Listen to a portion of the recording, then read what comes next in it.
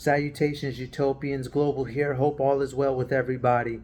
Let's get right to it. I waited a little bit till all the pieces kind of settled for the quarterback class due to the fact that the running back spot was so in demand right now. Hope you guys enjoyed that video. If you haven't checked it out yet, it's there on the page.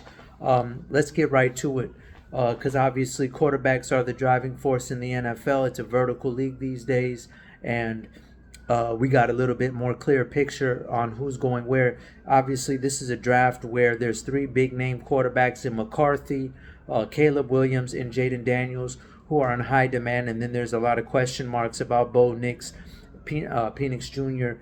There's guys who are just, who are pending in franchises, and we all need some clarity. So first and foremost, you got to address the head honcho, one of the purest passers to ever grace the game, Kirk Cousins, announcing that he was going to go to the Atlanta Falcons, which today he signed on the dotted line officially. I want to tell y'all something. I'm not, to be honest with you, I'm not necessarily floored with this signing. Kirk is 34 years old, and though he got 180 million, the Falcons do have an elite offensive line. Top four, all of them are returning this year. There'll be a little bit more than likely some musical chairs being played with respect to their second unit in terms of backups, Storm and Norman in particular. But the starting unit is for the most part intact.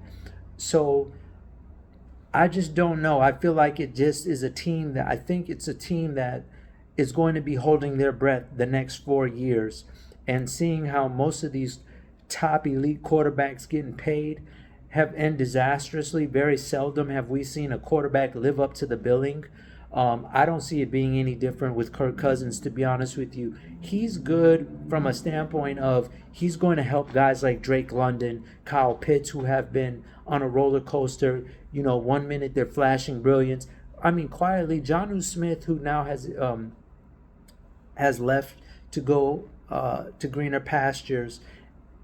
To be honest with you, he outplayed Kyle Pitts last year. And I know there was a lot of uncertainty, and their head coach is now an offensive coordinator on another team. But it's just, to me, it's one of those situations where you're looking at it and you're just like, okay, yeah, he's going to pump their numbers. Yes, he's going to pad those stats for them. Bijan Robinson, who I do think is the truth, and I think he is on his way to being a top 5 running back in this league. Yes, in the entire NFL. I just don't know what this means in terms of playoff hopes. They can't really complain knowing that where their season was last year to where it is today it's insurmountably improved so much right now. You can't even get mad at it. But I'm going to say that, does this mean they're going to win a Super Bowl? No. Do they have the talent on paper? Yes, but it just has anticlimactic written all over it. The second major needle mover was Russell Wilson going to Pittsburgh, and there's been a lot of controversy. As you all know, they had 16 total touchdowns between Mason Rudolph and the quarterback committee theme they had going on. Mike Tomlin had to manage. Here you bring in some stability. Russell had 29 touchdowns last year. With the Denver Broncos. Ultimately, there was a dispute over money, and I don't think he could outlast the reputation he gained from that first season. They obviously felt the juice wasn't worth the squeeze in Denver and decided to move on, and even willing to inherit almost $40 million in dead cap salary to get him out. 85, just to get him up out of there. With that being said, I do think he does move them in the right direction. Do they win a Super Bowl? I mean, anything is possible. Look, at the end of the day, Kenny Smith, the great NBA legend from the Houston Rockets, had a saying in postseason, especially in the professional, not just in NBA, your path, your schedule will determine a lot.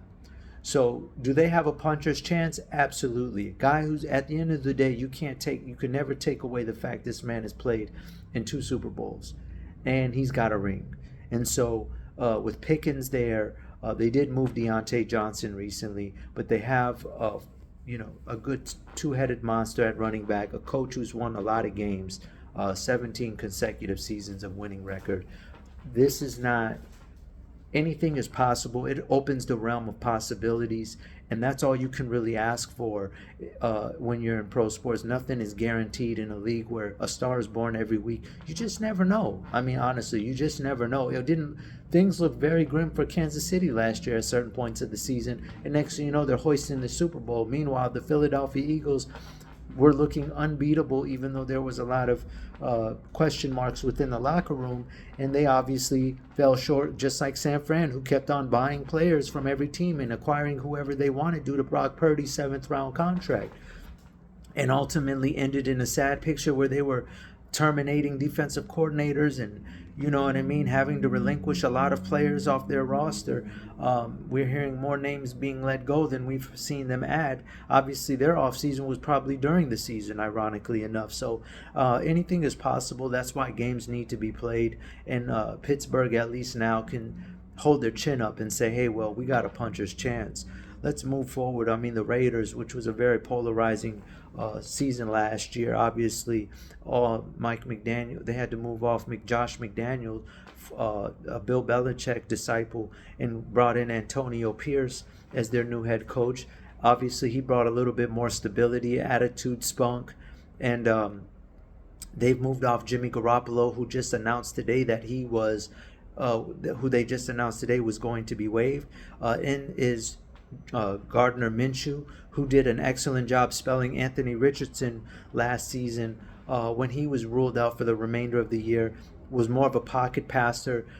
It allowed Pittman Jr. to excel and thrive. Obviously, Devontae Adams is a level above Pittman Jr. at this juncture in his career. So the Raiders' math is, well, we think this guy has definitely warranted enough tape, has shown enough tape to warrant a second chance as a starter in this league. As you all know, he had some good runs in Jacksonville as well, throwing north of 300. Wouldn't say regularly, but just, you know, within the confines of being considered a pocket passer, a legitimate threat, you know, if the play presents itself. So, I mean, you got to respect the Raiders changing up the mojo, getting a new signal caller, matching the theme. I'm not ready to make any predictions. I don't see them yet having acquired a running back to replace Josh Jacobs, and the market is thinning out. I could definitely look to see Ezekiel Elliott going there for some reason. I have a weird inkling that I feel like he's going to go back to the Dallas Cowboys, but I'm not on the inside, so I won't pretend or posture like I am. Let me preface my statement. Moving forward, let's talk about the Patriots. Gerard Mayo, former player, paid his dues, worked his way up within the franchise, went and nabbed a familiar face, Eddie Jacoby Brissett. He's up there with the Tyrod Taylors, who also announced he will be signing with the Jets. You can put them in the same category in terms of full-time starters, not necessarily, but they're not going to do anything to cost you the game. They're seasoned professionals. They approach every game with the right preparation. And honestly, if you're the Commanders, you just want him there more for the for the whiteboard studying, prepping the starting quarterback Sam Howell on a week-to-week basis, helping to have another player out there who can speak player language, even though Cliff Kingsbury has no problem talking with quarterbacks, being known as a quarterback whisperer. So, whatever the Commanders decide to do, the Patriots decide to do, what am I talking about? Whatever the Patriots decide to do with Jacoby Brissett, where was I going with that? The Patriots are going to be just fine with Jacoby Brissett at quarterback as a backup.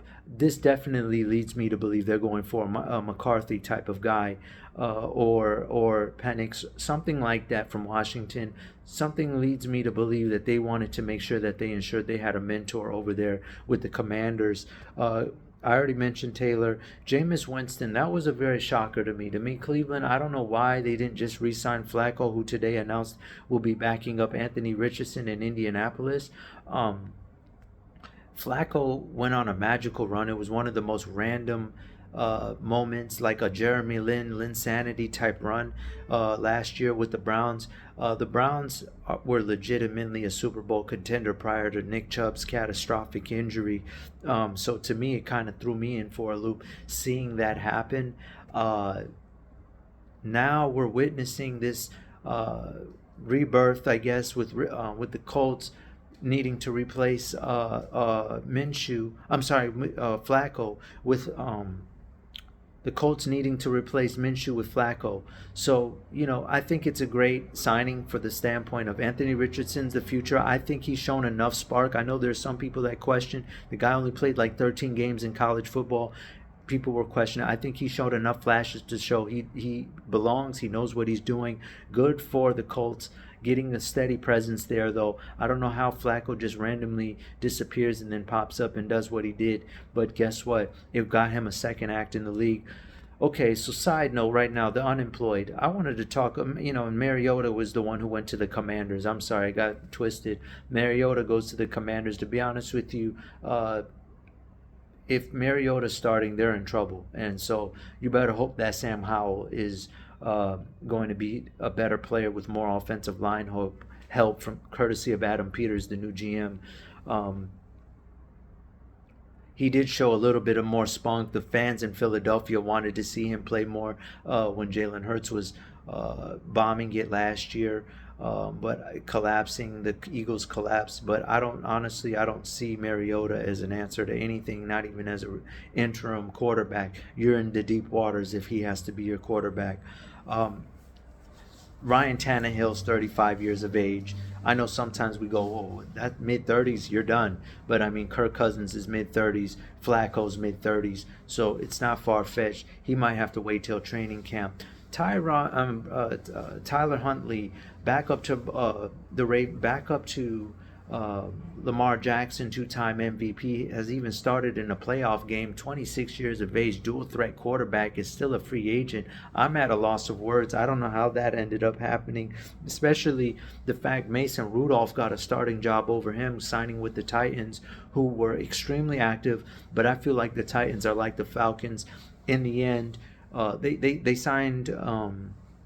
Let me lay foundation. Ridley to $92 million. They took Tony Pollard from the Dallas Cowboys.